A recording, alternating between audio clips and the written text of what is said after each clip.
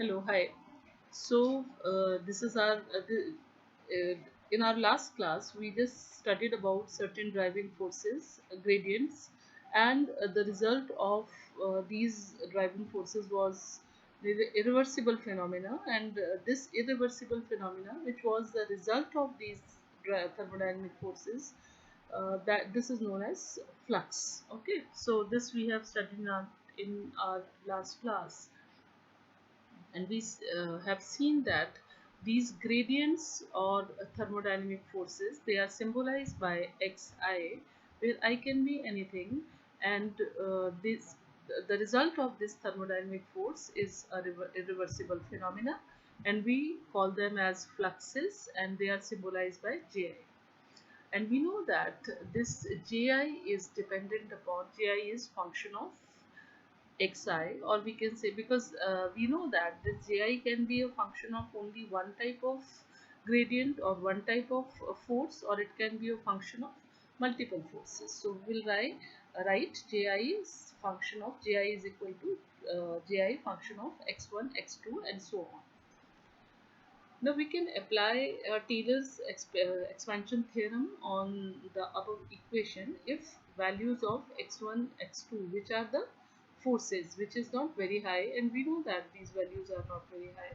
So now we will use Taylor's expansion theorem, we'll neglect squares and higher order terms, and we'll reach at a conclusion, which is ji is equal to delta ji upon d delta xi to the base 0 xj, and limits are summation, limits are j is equal to 1 to n, or ji is equal to summation of delta ji upon delta xj to the base 0 xj, and limits of summation are j is equal to 1 to n.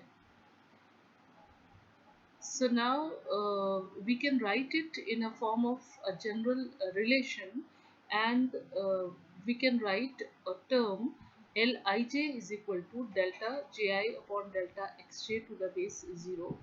So if we substitute the term Lij, which is equal to delta Ji upon delta Xj to the base 0 into the equation, we'll arrive at a linear relation, and this linear relation is Ji is equal to summation of Lij xj, limits from j is equal to 1 to n. Now why I am writing here, why we are writing here ji and xj?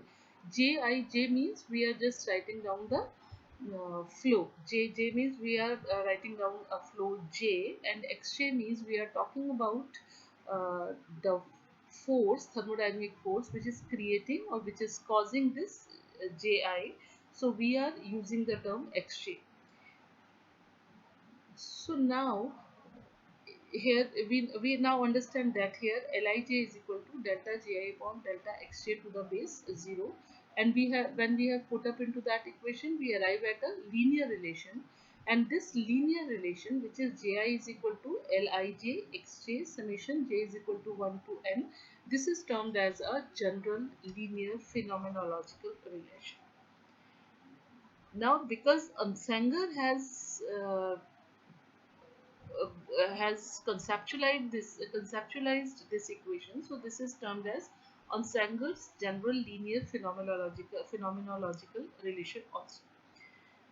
So now Onsanger extended this concept, and he applied this concept on all the thermodynamic flows and forces.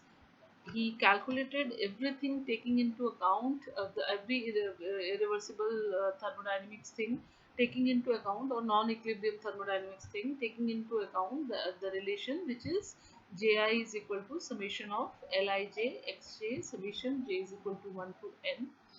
And if we have a system which has n flows and n forces, definitely we have n forces. If we have n forces, n forces will give rise to n flows.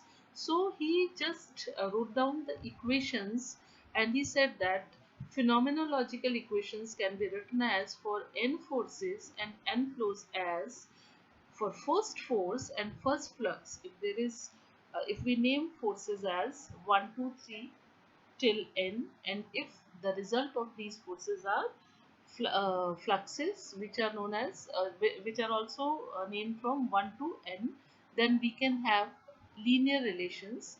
J1 is equal to L11 x1 plus L12 x2 plus, because we can have total number of forces as n, so we can have L1n xn. Okay, so this is one phenomenological relation for first type of force which is given rise to uh, flow or flux. For second force, we can write J2 is equal to L21 x1 plus L22 x2 plus L2n xn, and so on and so on and so on, and we can write for ith type of force, that is Ji. Sorry, this is not J1, the third equation which you are seeing here in the video, this is Ji. So Ji is equal to ln1 x1 plus ln2 x2 till lnn xn. So now we have these types of equations, and these type of equations which are of linear form, they are termed as phenomenological equations. Okay. Now here L11 and L12 etc., which we are using here, L11, L12, L21, L22, LN1, LN2, LNN, these all are termed as phenomenological coefficients. And this is the main problem if we want to have any result for non-equilibrium thermodynamics or irreversible thermodynamics, then the major objective is the evaluation of these coefficients. If for any reaction which is happening in the irreversible thermodynamics, you find out the value of these coefficients, then you arrive at a solution, and you have find out the solution. So now these phenomenological relations can also be written as xi is equal to j summation j1 to n r ij jj, and where I is equal to 1 to and up to and so on. Now, so we now arrive at two types of equations. In one type of equations, we have j11 is equal to l11 x1 L12 x2, or Ji is equal to ln1 x1 plus ln2 x2 plus lnn xn.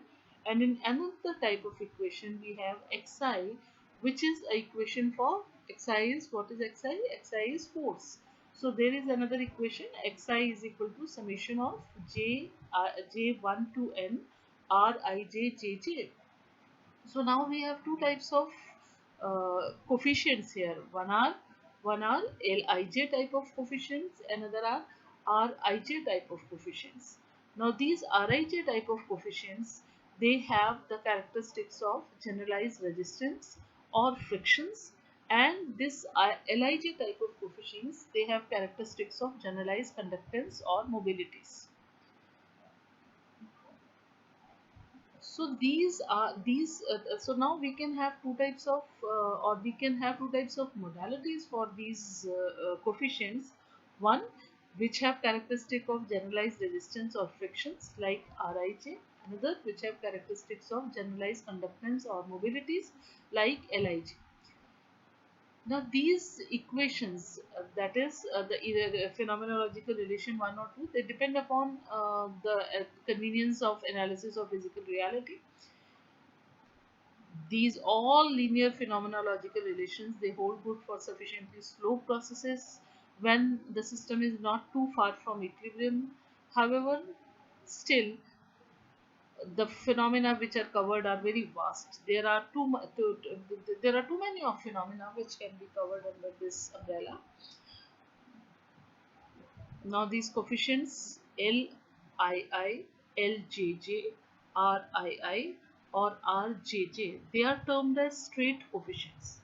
However, again these coefficients, they contain two types of coefficients. One the generalized conductances and mobilities, another the generalized resistances or frictions. But if they are of the type Lii, Ljj, that means we are talking about generalized resistance, that means we are talking about generalized conductances or mobilities. but they are termed as straight coefficients.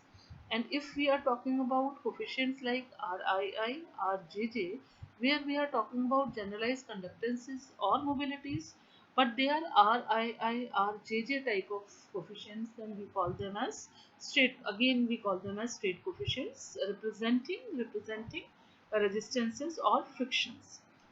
If we have coefficients like the coefficients like Lij, they are termed as cross coefficients, or Rij, they are termed as cross coefficient. That means here we are talking again about two modalities. One is we are talking about resistances and frictions. Another is we are talking about conductances or mobilities. But if we are talking about Lij type of forces, that means we are talking about generalized conductances or mobilities. But as they are Lij types of forces, that means we are talking about the coefficients which are a result of different types of flows. Then we will call them as cross coefficients. Or if we have our ij type of coefficient, that means we are talking about the coefficients which are generalized resistances or frictions, but these are the results of two different types of flows. Then this type of coefficient is known as cross coefficient. So if we have coefficients which are the results of straight flows, then these are termed as straight coefficients. And if we have coefficients which are the results of different types of flows, as example mass flow induced by temperature gradient. Okay, because we know that if we have temperature gradient and or temperature force, it will induce, it should induce a heat flow. But if we have mass flow induced by temperature gradient, then this is a cross coefficient. Then the coefficient which will arrive here is cross coefficient. If there is a temperature gradient which you are applying, or temperature force which you are applying, and if it is giving rise to a flux or flow which is heat flow, which is very obvious, then this is termed as straight flow. Then it is a straight coefficient. But when there is of mass flow and which is induced by a gradient which is temperature gradient, then this is termed as cross coefficient. So now we know about a phenomenological equation, and we know about there are two types of coefficients in the phenomenological equation, and these coefficients are termed as straight and cross coefficients. Okay, so am I clear? Let's see it again. So now we know that there are thermodynamic forces, and these thermodynamic forces are symbolized by symbols x, symbolized by x, where x or symbolized by xi, where I is equal to 1 2 3. I means we want to say that there can be n number of forces, and these n number of forces or these thermodynamic forces, when they will act upon any system, they will give rise to a irreversible phenomena. And the irreversible phenomena caused by these forces is termed as fluxes, and these fluxes or flows are symbolized by ji, where I is equal to 1 2 3. So ji is a function of x1 x2 up to xi. Now values of if values of x1 x2 are not very high, and we can use Taylor expansion theorem, neglecting squares and higher order term, we arrive at a conclusion that gi is equal to delta j del gi upon del xi to the base 0 xj plus so on summation j is equal to 1 to n. So general we can arrive at equation, so in which we can substitute Lij for del gi upon del xa to the base 0. So if we substitute this term del gi upon del xj by a coefficient that is Lij, so we arrive at a linear equation, that is ji is equal to summation of Lij xj, where summation have limits j is equal to 1 to j is equal to 1. And on Sanger applied this concept of linear, this equation which we arrive at and which is given here as equation 1, this is termed as general linear phenomenological relation. On Sanger extended this concept of general linear phenomenological relation to include all thermodynamic flows and forces.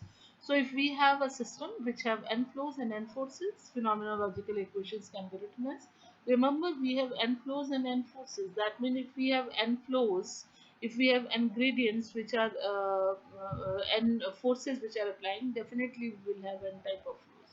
Or if we have n type of flows, conversely we will be having n type of forces. So on Sanger used this concept to include all thermodynamic flows and forces, and he wrote certain phenomenological equations, linear phenomenological relations, and they can be J1 is equal to L11 x1 plus L12 x2 plus L1 n xn, and so on and so on and so on. These terms which arise here like L11, L12, etc., they are called phenomenological coefficients, and these phenomenological coefficients are the major things to be evaluated in irreversible thermodynamics. If we have the value of these phenomenological coefficients, we can have all the solutions. So phenomenological equations now can be written in another form, that is xi is equal to summation of rij jj I is equal to 1 to 3 summation j is equal to 1 to n. So now these now we have this another type of coefficients. First type of coefficients we have saw phenomenological coefficients, they were L11, L12, etc., etc. Now we have another type of coefficient, they are Rij or R11, R12, etc., etc. So what's the difference? These L11, L12 types of phenomenological coefficients, they have the characteristics of generalized conductance and conductances or mobilities, and Rij type of coefficients, they have the characteristics of generalized resistances or frictions. Now coefficients L11, L11, L22, LJJ, LII, R11, R22, RII, RJJ, which represent normal expected phenomena like heat flow induced by temperature gradient, they are termed as straight coefficients. And if we are talking about the phenomena which is very straight or which is very obvious, that if we apply a temperature gradient, there will be a heat flow. So the coefficient arising out of these forces and fluxes, they are termed as state coefficients, and the coefficients like Lij, Rij, which are representing interaction between two different types of flows. As example, mass flow induced by temperature gradient, they are termed as cross coefficients. So we have these two types of coefficients. One are straight coefficients and there are cross coefficients.